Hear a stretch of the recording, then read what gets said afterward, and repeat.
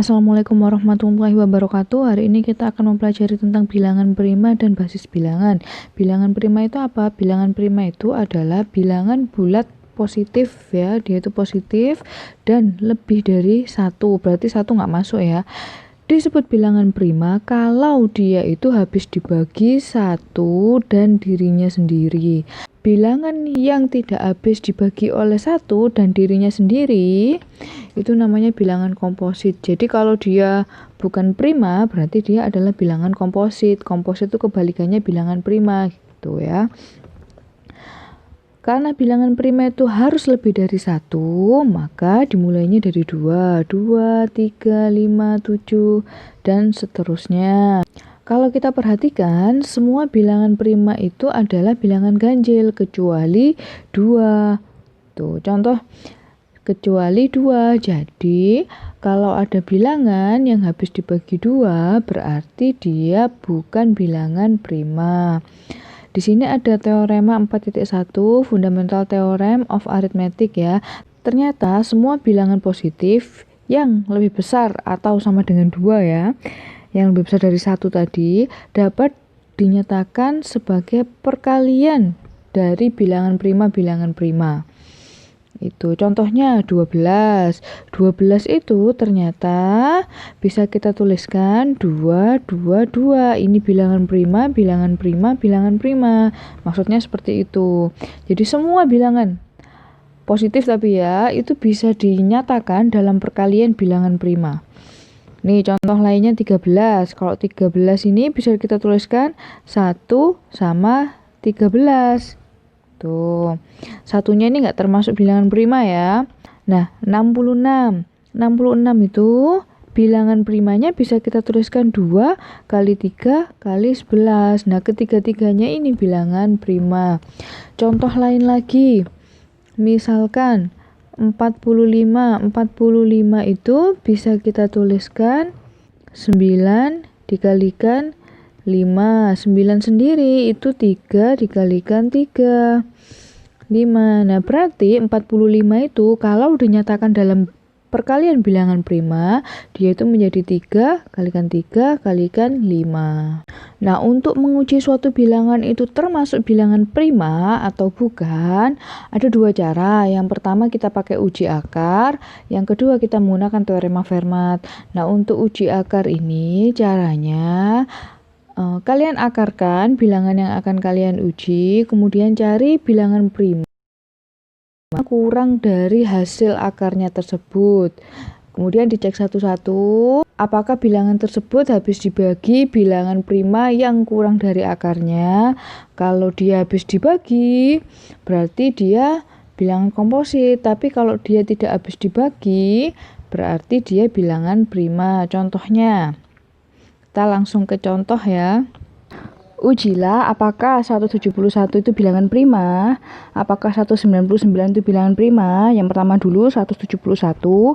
Kalian cari akar dari 171, dikira-kira aja ya. 171 itu kira-kira akarnya 13, sekian. Nah, kemudian kalian cari bilangan prima yang kurang dari 13. Bilangan prima yang kurang dari 13 itu ada 2, ada 3, ada 5, 7, 11, sama 13 ya. Karena kurang dari 13, sekian. Nah, dari bilangan-bilangan ini 2, 3, 5, 7, 11, 13, kalian cek satu-satu. 2 apakah habis membagi 171? Ini dicek. Nah, ternyata 2 tidak habis membagi 171. Ini tidak. Kemudian 3 apakah habis membagi 171? Oh iya, dicek ternyata ini habis ya. Berarti kalau kalian sudah menemukan dia habis membagi 171 ini bukan bilangan prima. Gitu, karena ada bilangan yang habis membagi 171. Ya. Sudah selesai, yang lainnya nggak perlu dicek kalau gitu. Nah, setelah itu apakah ini ternyata soalnya 89 ya, bukan 199. 89 apakah bilangan prima? Dicari akarnya ketemunya 9, sekian. Cari bilangan prima yang kurang dari 9, sekian. Apa aja? Ada 2, 3, 5, 7 ya. 9 bukan bilangan prima ya, karena 9 habis dibagi oleh 3. Kemudian dicek satu-satu. 2 apakah habis membagi 89? Enggak. 3 apakah habis membagi 89? Tidak. 5 apakah habis membagi 89? Tidak. 7 apakah habis membagi 89? Ini juga tidak. Nah, karena tidak habis membagi semuanya, dicek semuanya itu ternyata tidak ada bilangan yang habis membagi 89, berarti 89 itu bilangan prima. Yang kedua, dengan menggunakan teorema Fermat. Teorema Fermat ini, kalau bilangan yang mau kalian cek itu adalah P ya. Kalian cari bilangan A. A itu bilangan bulat yang tidak habis dibagi P ya. Dan syaratnya adalah PBB-nya, FPB-nya ya, itu adalah 1. P itu dikatakan bilangan prima jika dan hanya jika A-nya tadi dipangkatkan P-1 itu kongruen dengan 1 modulo P. Jadi hasilnya tadi dimodkan P, sisanya itu 1. Contoh ya, contoh sederhananya. 19 apakah bilangan prima? Kita menggunakan teorema Fermat ya. Nah, cari dulu bilangan A. Kalian pilih bilangan A itu adalah bilangan bulat yang tidak habis dibagi bilangan tersebut. Ambil 2 yang paling gampang. Di sini 2 kan tidak habis membagi 19 ya, karena 19 itu ganjil. Dan PBB-nya 2 sama 19 itu kan 1. FPB-nya ya. Nah, dengan menggunakan teorema Fermat, 2 dipangkatkan 19 dikurangi 1. Itu berapa? Itu kan sama dengan 2 pangkat 18. Hasilnya adalah 26, 2, 1, 4, 4. Nah, 2, 6, 2, 1, 4, 4 ini kalian modkan sama 19, hasilnya berapa? Kalau dia itu hasilnya 1 ya, berarti 19 ini bilangan prima. Jadi kalau hasilnya perpangkatan ini tadi dimodkan 19 yang diuji itu sisanya 1, berarti dia bilangan prima. Tetapi kalau sisanya bukan 1, berarti dia bukan bilangan prima. Contohnya 15 ya. A-nya tetap kita ambil 2, yang paling mudah itu ya. 2 tidak habis membagi 15. Nah, di sini PBB-nya 2 sama 15 itu 1, berarti 2 bisa kita gunakan. Ya. Dengan menggunakan teorema Fermat, kita punya 2 pangkat 15 dikurangi 1, itu hasilnya 16, 384. Kemudian kalian cek 16, 384 kalau dimodkan sama 15, apakah hasilnya itu sama dengan 1? Ternyata enggak, hasilnya tidak sama dengan 1. Jadi 15 itu bukan bilangan prima. Nah, kelemahannya teorema Fermat ini apa?